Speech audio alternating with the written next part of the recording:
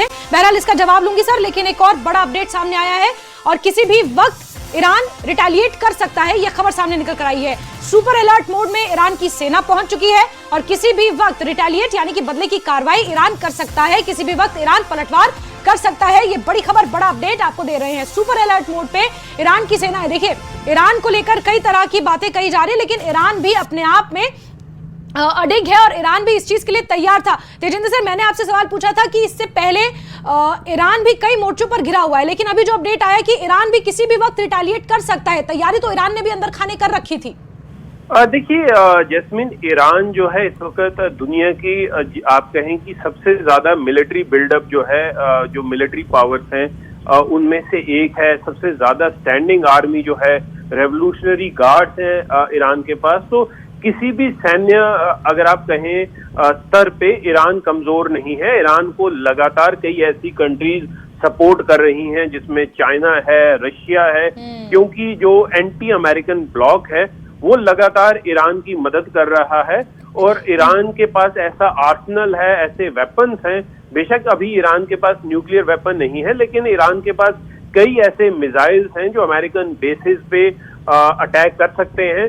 तो अभी जिस तरह से हम बात कर रहे थे जैस्मिन, अभी जो इजराइल ने ईरान पे हमला किया उसमें एक खबर ये भी आ रही है कि एक अटेम्प्ट था इजराइल के ईरान के प्रेसिडेंट मसूद पेज़ेश्कियान को मारने का, उनको असैसिनेट करने का, क्योंकि प्रेसिडेंशियल पैलेस के पास विस्फोट हुए हैं। तो अभी जिस तरह से ईरान का ये कहना है कि ईरान पूरी ताकत रखता है रिटेलिएशन की और भारी स्तर पे वो रिटेलिएशन करेगा, क्योंकि देखिए जिस तरह से ये युद्ध के बादल मिडल ईस्ट में काफी देर से छाए हुए थे, तो ईरान जो है उसने भी अपनी पूरी तैयारी की हुई है।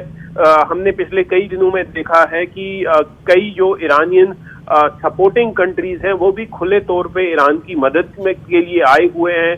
उन्होंने वेपन्स वगैरह जो है ईरान को भेजे हैं और ये इंटेलिजेंस रिपोर्ट जो है ये अमेरिका ही टाइम टू टाइम दुनिया को बता रहा था उन कंट्रीज के बारे में जो ईरान को सपोर्ट कर रही हैं। आप देख लीजिए जिस तरह से रशिया और यूक्रेन का युद्ध चल रहा है, जिसमें खुले तौर पे नेटो कंट्रीज जो है लगातार यूक्रेन की मदद कर रही हैं। एक एंटी रशिया ब्लॉक जो है वो मदद कर रहा है यूक्रेन की।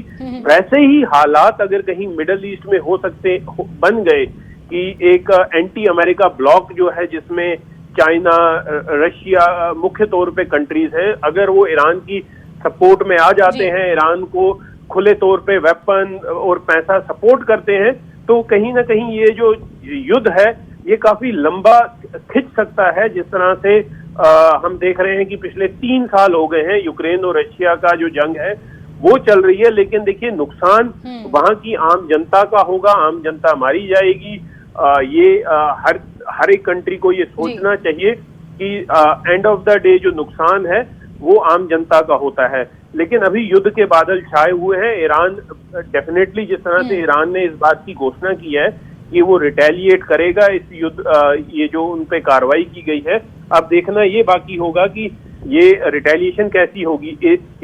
इजराइल इस रिटेलिएशन को लेकर पूरी तरह से तैयार है। जिस तरह से हम पहले भी बात कर चुके हैं कि इजराइल ने अपने लोगों को कहा है कि वो बंकर्स में चले जाएं, एजुकेशनल इंस्टीट्यूट्स को बंद कर दिया है और जो स्टेट ऑफ इमरजेंसी पूरे इजराइल में लगा दी गई है।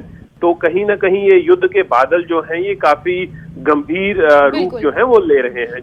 बिल्कुल। और अभी तक तो तेजिंदर सर ऐसा था कि ईरान किसी तरह की सीधी जंग में इजराइल के साथ नहीं था, यूएस के साथ भी टेबल पर बातचीत हो रही थी, लेकिन अब ये जंग सीधी होती हुई नजर आ रही है और यही कारण है शायद कि पूरे इजराइल में भी सायरन्स बज रहे हैं, लोगों को बंकर्स में जाने के लिए कह दिया गया है और ईरानी सेना भी पूरी तरह एक्स्ट्रा अलर्ट मोड पर है। किसी भी वक्त ईरान भी हमला कर सकता है, क्योंकि ईरान भी इसकी तैयारी करके बैठा था और इस बात की स्पेकुलेशंस पहले से थी, अंदेशा था। तभी चीनी नागरिक हो चाहे कनाडा हो, इवन भारत तक ने एडवाइजरी जारी कर दी थी, ईरान छोड़ने के निर्देश अपने नागरिकों को दे दिए थे।